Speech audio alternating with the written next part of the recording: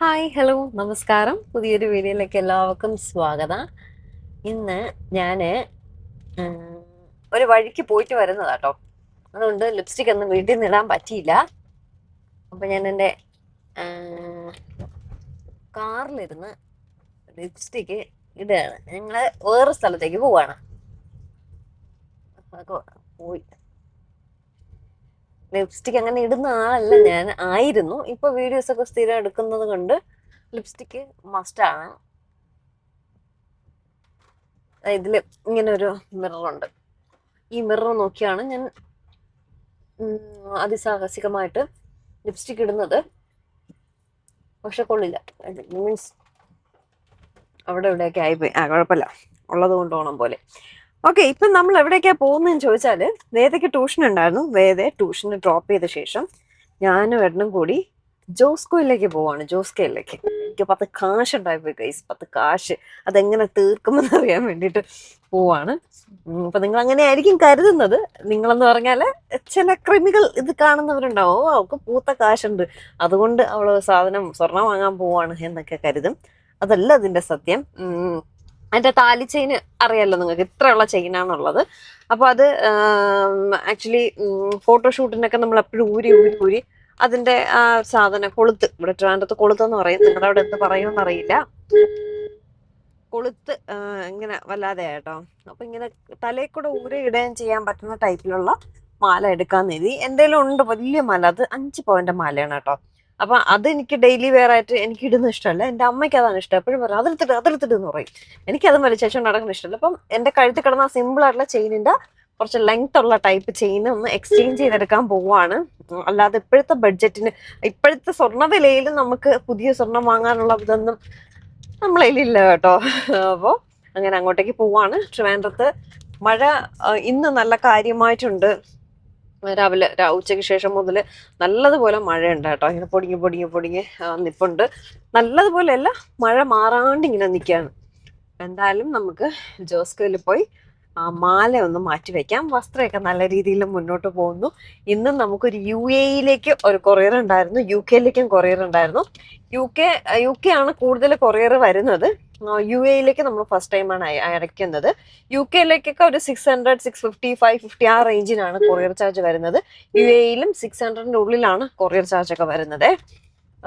പിന്നെ USA-യിലും Brazil, USA അവിടെയൊക്കെ ഒരു 1500, 1200 ഒക്കെ വരും ഹാഫ് kg-ക്കൊക്കെ അയക്കുന്നത്. അവിടെ കുറച്ച് എമൗണ്ട് കൂടുതലാണ്, കാരണം 2 ഫ്ലൈറ്റ് കയറിയാണ് പോകുന്നത്. അതുകൊണ്ട് കുറച്ച് എമൗണ്ട് കൊറിയർ ചാർജ് കൂടുതലാണ്. ബാക്കി എല്ലാ കൺട്രിയിലും ഒരു 600, 700 അതിനുള്ളിലെ കൊറിയർ ചാർജ് 1 kg-ക്കുള്ളിൽ അയക്കുന്നെങ്കിൽ വരത്തുള്ളൂ കേട്ടോ. അപ്പൊ എന്തായാലും ഈ മഴയത്ത് നമ്മുടെ മാല മാറ്റി വാങ്ങാനായിട്ട് ഞാൻ ജോസ്കോയിലേക്ക് പോവാണ്. അതുപോലെ ഞാൻ ഒരു കാര്യം കൂടി പറയാൻ ഇഷ്ടപ്പെടുന്നു. ഇപ്പൊ ഞാൻ നമ്മുടെ സ്കിൻ കെയറിനായിട്ട് നമ്മുടെ എസ്തെറ്റിക് സ്കിൻ സ്റ്റുഡിയോയിൽ പോയി എൻ്റെ ഫേസിലെ ബ്ലാക്ക് ഡോട്ട്സ് ഉണ്ടായിരുന്നു. അതിന് വേണ്ടിയിട്ട് ഞാനൊരു ട്രീറ്റ്മെന്റ് എടുത്തായിരുന്നു. അതൊരു ഇന്നിപ്പോ ഒരു 4 days ആവും ആ ട്രീറ്റ്മെന്റ് എടുത്തിട്ട്. ശരിക്കും പറഞ്ഞാൽ ഞാൻ ഒരുപാട് സ്കിൻ സെന്റേഴ്സിൽ പോയി ഡെർമറ്റോളജിസ്റ്റിനെയൊക്കെ കണ്ടു. അപ്പൊ എല്ലാവരും ഫ്രിക്കിൾസ് ആണ്, അത് പോകത്തില്ല എന്ന് പറഞ്ഞു. അവിടെ ചെന്നപ്പോ രേവതി എനിക്ക് പേര് മറന്നു കേട്ടോ. രേവതിയാണെന്നോ കണ്ടപാടെ പറഞ്ഞത് ഫ്രിക്കിൾസ് അല്ല, ഒരു പണി ചെയ്യാം, അത് 50-50 ആണ്, വർക്ക് ആവുമെന്ന് അറിയത്തില്ല, എന്റെ റിസ്കിൽ വേണമെങ്കിൽ ചെയ്യാം, അതൊരു 1 month വരെ ഫേസ് ബുദ്ധിമുട്ടായിട്ടിരിക്കും. അതായത് അത് ബേൺ ചെയ്യാണ്, ആ കറുത്ത കുത്തിനെ ബേൺ ചെയ്ത് അതൊന്ന് ഹീലായി വരാൻ, ബാക്ക് ടു നോർമൽ സ്കിന്ന് വരാൻ 1 month കൂടുതൽ എടുക്കും. ഓക്കെ ആണോ എന്ന് ചോദിച്ചു. ഞാൻ പറഞ്ഞു ഓക്കെ ആണെന്ന് പറഞ്ഞ് ഞാൻ ട്രീറ്റ്മെന്റ് എടുത്തായിരുന്നു. ഇതിപ്പോ 4 days ആയി. ഞാൻ പറഞ്ഞില്ല, അത് പൊള്ളിച്ച് ആ സ്കിന്നിനെ എടുത്ത് കളയാണ് ചെയ്തത്. എന്നിട്ട് അത് 2-3 ദിവസം എനിക്ക് റെഡ് ആയിട്ടിരുന്നു. ഇന്നലെ ബ്ലാക്ക് ആയി, ആ സ്കിന്ന് ഹീലായി തുടങ്ങി, ഉണങ്ങി തുടങ്ങി, ആ ബ്ലാക്ക് ആയി. ഇന്ന് ഞാൻ ഫേസ് ഒന്ന് വാഷ് ചെയ്തപ്പോഴേക്കും ആ ബ്ലാക്ക് എല്ലാം പോയട്ടോ. സീരിയസ്ലി എന്റെ ഫേസ്, എനിക്കറിയില്ല അതിന് 1 month കഴിയുമ്പോൾ അത് വരുമെന്ന് രേവതി വരില്ല എന്ന് കൺഫേം പറഞ്ഞിട്ടില്ല. ഈ ട്രീറ്റ്മെന്റ് ചിലർക്ക് ചെയ്യാറുണ്ട്, അത് സക്സസ് ആവാറുണ്ട്. ഒന്ന് ചെയ്ത് നോക്കാം എന്നേ പറയുള്ളൂ. എന്റെ ഫേസ് അത്രയും ഡാമേജ് ആയിട്ട് ഇരുന്നത് കൊണ്ട്, സ്കിൻ ഡാമേജ് ആയിട്ട് ഇരുന്നത് കൊണ്ട് രണ്ടും കൽപ്പിച്ച് പോണെങ്കിൽ പോട്ടെ എന്ന് കരുതി ഞാനത് ചെയ്യാൻ റെഡിയായി ചെയ്തു. പക്ഷെ സീരിയസ്ലി ഇന്നിപ്പോ 4 ദിവസം ആയിട്ടുള്ളൂ. അത് ജസ്റ്റ് ഒന്ന് ഉണങ്ങി അതൊന്ന് ഇളകി പോയപ്പോഴേക്കും എന്റെ സ്കിൻ എന്ത് ഗ്ലോ ആയിട്ടിരിക്കുന്നു, ആ കറുത്ത കുത്തെല്ലാം പോയിട്ടോ. ഇനി 1 മന്ത് കഴിയുമ്പോഴേ ബാക്ക് ടു നോർമൽ, അതായത് ആ ഹീലായി ആ പുതിയ സ്കിൻ അവിടെ വരത്തുള്ളൂ. ആ പുതിയ സ്കിന്ന് വരുമ്പോ ഇനി ബ്ലാക്ക് മാർക്സ് വരുന്നോന്നറിയില്ല. പക്ഷെ ഇപ്പൊ അടിപൊളിയായിട്ടിരിക്കണം കേട്ടോ. ഞാൻ ദൈവമേ എന്റെ ഈ സ്കിൻ ഇതുപോലെ തന്നെ 1 മന്ത് കഴിയുമ്പോൾ കിട്ടണേ. പിന്നെ ഞാൻ അതിനെ മാനേജ് ചെയ്തോളാം, ഞാൻ അതിനെ എന്താണ് സൂക്ഷിച്ചോളാം എന്നിങ്ങനെ പ്രാർത്ഥിച്ചുകൊണ്ടിരിക്കട്ടോ. അത്രയ്ക്ക് ക്ലിയർ സ്കിന്നായിട്ട് എനിക്ക് കിട്ടിയിട്ടുണ്ട്. എന്തായാലും 1 മന്ത് കഴിഞ്ഞ് എനിക്ക് ഫുൾ റിസൾട്ട് പറയാൻ പറ്റത്തുള്ളൂ. പക്ഷെ ഇതെനിക്ക് ഭയങ്കര സന്തോഷം. കാരണം എത്ര നാൾ കൊണ്ട് ഞാൻ ബുദ്ധിമുട്ട് അനുഭവിച്ചുകൊണ്ടിരുന്നതാണെന്നറിയോ. ഡെർമറ്റോളജിസ്റ്റ് എല്ലാം പറഞ്ഞ ഫ്രെക്കിൾസ് ആണ്, അതിന് ലേസർ ചെയ്താലേ ചെയ്താല് വീണ്ടും വരും എന്ന് പറഞ്ഞതുകൊണ്ട് പിന്നെ ഞാൻ ചെയ്യാൻ നിന്നില്ല കേട്ടോ. ഇത് പക്ഷെ എനിക്ക് ഭയങ്കര സന്തോഷം. ദൈവമേ ഇനി അത് വരല്ലേ, 1 മന്ത് കഴിഞ്ഞ് സാധനം വരല്ലേ, പിന്നെ ഞാനത് ടേക്ക് കെയർ ചെയ്തോളാം എന്നുള്ളൊരു പ്രാർത്ഥനയിലാണ്. നോക്കേ, ഇവിടെയൊക്കെ നിറച്ച് കറുത്ത കുത്തുണ്ടായിരുന്നു, അതെല്ലാം പോയി. ഇപ്പൊ അണ്ടർ ഐ ഉണ്ട്, ഡാർക്ക് സർക്കിൾ ഉണ്ട്. പിന്നെ ഇവിടെ ഒരു പഫ്നെസ് ഉണ്ട്. അതെന്റെ അപ്പൂപ്പനും ആ ഒരു പഫ്നെസ് ഉണ്ടായിരുന്നു. അത് എന്റെ അമ്മയ്ക്കൊന്നും ഇല്ല, വേറെ ആർക്കും കുടുംബത്തിലില്ല. ആ അപ്പൂപ്പന്റെ ആ പഫ്നെസ് എനിക്ക് മാത്രമാണ് കിട്ടിയിട്ടുള്ളതെന്ന് തോന്നുന്നു. ഇടയ്ക്കിടയ്ക്ക് അതിങ്ങനെ ഭയങ്കര പഫി ആയിട്ട് വരും. അത് ഉറക്കത്തിന്റെ ഒക്കെ ഇത് കൊണ്ടാണോ എന്ന് അറിയത്തില്ല. പക്ഷെ ആ ബ്ലാക്ക് മാർക്ക് പോയപ്പോ തന്നെ എന്റെ സ്കിന്ന് പകുതി ഗ്ലോ ആയിട്ടോ. അപ്പൊ അത് ഒരു താങ്ക്സ് ആണ് എസ്തെറ്റിക് സ്കിൻ സ്റ്റുഡിയോയോട്. ഒരു കുറച്ച് ദിവസമെങ്കിലും എന്റെ ഫേസ് ഇത്രയും ഗ്ലോ ആയിട്ട് നിൽക്കുന്നുണ്ടെങ്കിൽ താങ്ക് യു സോ മച്ച്. അപ്പൊ നിങ്ങളെ ജഗതിയിലാണ് ഈ എസ്തെറ്റിക് സ്കിൻ സ്റ്റുഡിയോ. ജസ്റ്റ് ഒന്ന് വിസിറ്റ് ചെയ്യൂ. അവര് പറയുന്ന ട്രീറ്റ്മെന്റ്സ് ഒക്കെ എനിക്ക് തോന്നുന്നു പല വലിയ വലിയ ഹോസ്പിറ്റലിൽ പോവാത്ത കാര്യമാണ് എനിക്ക് അവിടെ ചെന്നപ്പോൾ ഇതിലൊരു റിസൾട്ട് കിട്ടിയത്. എന്തായാലും 1 മന്ത് കഴിഞ്ഞ് ഞാൻ കറക്റ്റ് പറയാം. എന്റെ പുരികവും നല്ല സെറ്റായിട്ട് ഇരിപ്പുണ്ട്. അതും 1 മന്ത് കഴിയുമ്പോഴേ കറക്റ്റ് ഫെയ്ഡായി കറക്റ്റ് കളറിൽ വരുള്ളൂ. ഇപ്പൊ കുറച്ച് ഡാർക്കായിട്ട് കാട്ടളന്മാരെ പോലെ ഇരിപ്പുണ്ട്. അതൊരു 1 മന്ത് കഴിയുമ്പോഴായിരിക്കും കറക്റ്റ് ഷെയ്ഡ് വരുന്നത്. എന്തായാലും thank you aesthetic skin studio. എന്തെങ്കിലേ മഴയും ബ്ലോക്കും, നമ്മളിപ്പോ ഈസ്റ്റ് ഫോർട്ടിലാണുള്ളത്. അപ്പൊ അതിൻ്റെതായ തിരക്കും കാര്യങ്ങളും ഒക്കെ ഉണ്ട്. ട്രിവാൻഡ്രത്ത് നിന്ന് ഓറഞ്ച് അലേർട്ടാണ്. ഭയങ്കര കഠിനമായ മഴയില്ല, പക്ഷെ ഈ ഒരു മഴ ഉച്ച മുതൽ എങ്ങനെ നിൽക്കുകയാണ് മാറാതെ. വേദ 4:30 വേദയ്ക്ക് ട്യൂഷൻ. വേദ വിട്ടിട്ട് നമ്മൾ വന്നപ്പോ അതേ റോഡ് ഇവിടെ എത്താൻ 1 മണിക്കൂർ എടുത്ത്, 5:30 മണിയായി. ഇനിയിപ്പോ വാങ്ങിച്ചിട്ട് എപ്പോഴാണ് തിരിച്ചതുപോലെ സമയം വേണ്ടത്. നമുക്ക് മിക്കവാറും തിരിച്ച് അവളെ വിളിക്കാൻ പോകുമ്പോ കറക്റ്റ് സമയമാവും. 6 ജോസ്ക്ക് കയറാനുള്ള സമയമൊന്നും ഇല്ലെന്ന് തോന്നുന്നു. 6:30 വരെയാണ് അവർക്ക് ട്യൂഷൻ. 5:30 മണിയായി. ഇനി അരമണിക്കൂർ കൊണ്ട് നമുക്ക് ഷോപ്പിംഗ് ചെയ്യാൻ പറ്റൂ. ഇതൊരു ബ്ലോക്ക് ഇത്. അങ്ങനെ നമ്മൾ ഒരുവിധം കര കയറി. നേരത്തെ ഇവിടെ 1 വേ ആയിരുന്നു, ഇപ്പൊ 2 വേ ആക്കിയതാണ്. ഇത്രയും ബ്ലോക്കെന്ന് തോന്നുന്നു.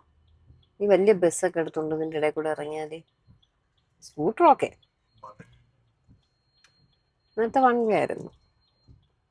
ജസ്റ്റ് സ്വർണത്തിന് വില കൂടി. കാർ പാർക്കിങ്ങിന് പോലും സ്ഥലമില്ല.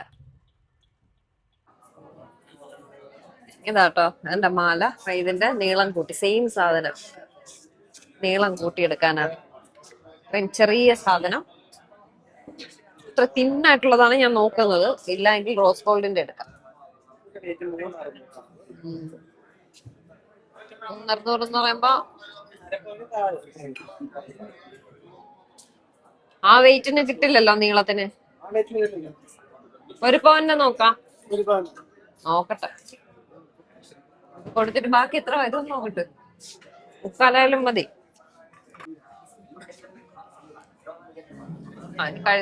ഈ ഒരു കണക്കിന്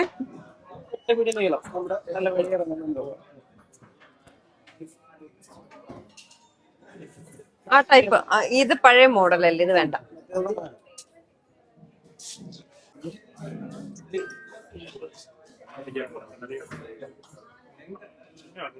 വസ്ത്ര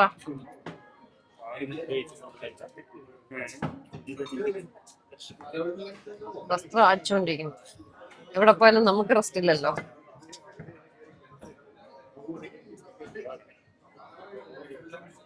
അരപ്പവനാകുമ്പോ 50,000 രൂപ ആവൂലേ?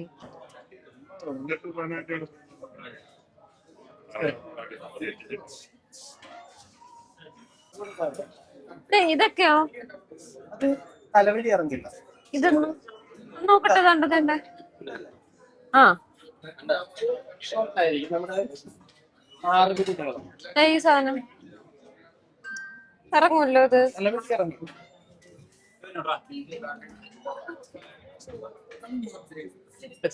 വിളിച്ചാലും ഫോൺ എടുക്കൂല, കേറൂലല്ലേ. എനിക്ക് ഇതുപോലത്തെ സാധനം ഉണ്ടോ?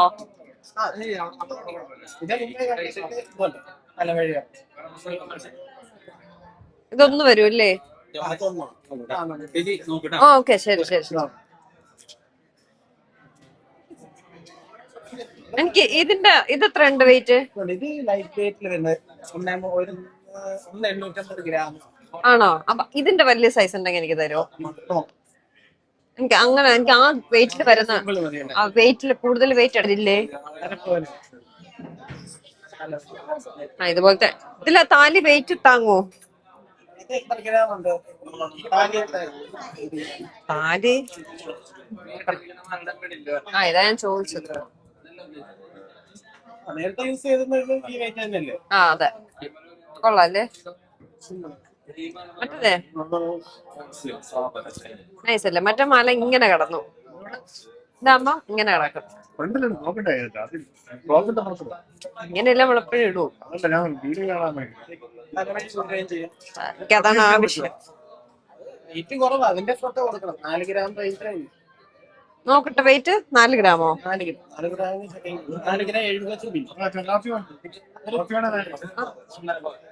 കോഫി വേണം. ഇതൊക്കെ എത്ര? ഇത് എത്ര? 4 ഗ്രാം റേഞ്ച്.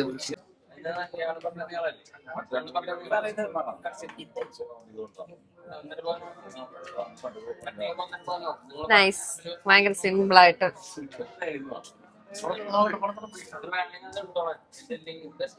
താലിയുടെ ഒരു സൂപ്പർ ആയിരിക്കും. മറ്റേത് ഇത് ഞാൻ ആഗ്രഹിച്ച് വാങ്ങിച്ചതാട്ടോ, ഇങ്ങനെ കഴുത്തിൽ ഒട്ടി കിടക്കുന്നത്. പക്ഷെ നമുക്ക് ഫോട്ടോഷൂട്ടൊക്കെ ഇപ്പൊ റെഗുലർ ആയിട്ടുള്ളതുകൊണ്ട് ഊരി എടുത്ത് അത് പോയി. ഇതൊക്കെ എത്ര വെയിറ്റ്? 5 ഗ്രാം ഉണ്ടല്ലേ? 6 ഗ്രാം അടുത്ത് വരും. ഈ 4 ഗ്രാമിന്റെ വേറെ ഉണ്ടോ നോക്കട്ടെ? 4 ഗ്രാമിന്റെ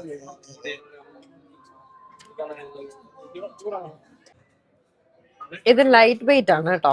അപ്പൊ ഞാൻ എന്റെ കഴുത്തിൽ കിടന്നതിന്റെ കുറച്ചുകൂടെ കൂട്ടി വാങ്ങിക്കാൻ നോക്കിയപ്പോ നമുക്ക് നല്ല ബഡ്ജറ്റ് ആവും. അപ്പൊ ഞാൻ ആ സെയിം വെയിറ്റിൽ തരാൻ പറഞ്ഞപ്പോ ഇതെനിക്ക് ഇഷ്ടപ്പെട്ടു. ഇതിനെന്താ പറയണ മോഡല്? 3 മാല എനിക്ക് ഇഷ്ടമായി. എല്ലാം ഒരുപോലെ ഇരിക്കുകയാണ്, പക്ഷെ നമുക്ക് ബഡ്ജറ്റിനൂടെ ഇതാവുന്ന ടൈപ്പ് നല്ല ഒതുങ്ങി ഭയങ്കര സിമ്പിൾ ആയിട്ട് കിടക്കും. ഓരോ 6 മാസത്തിലും ഓരോ വർഷത്തിലും എനിക്ക് മാല മാറ്റാൻ ഒരു ആഗ്രഹം വരും. ഇതിപ്പോ എത്ര രൂപ നമ്മളെ കയ്യിൽ നിന്നാവുമെന്നോ? പണിക്കൂലി, ആ കൂലി, ഈ കൂലി. ഇത് എന്റെ കിടന്ന ചെയിനിനെ കാട്ടി എത്ര ഗ്രാം? 400 മില്ലി അല്ലേ?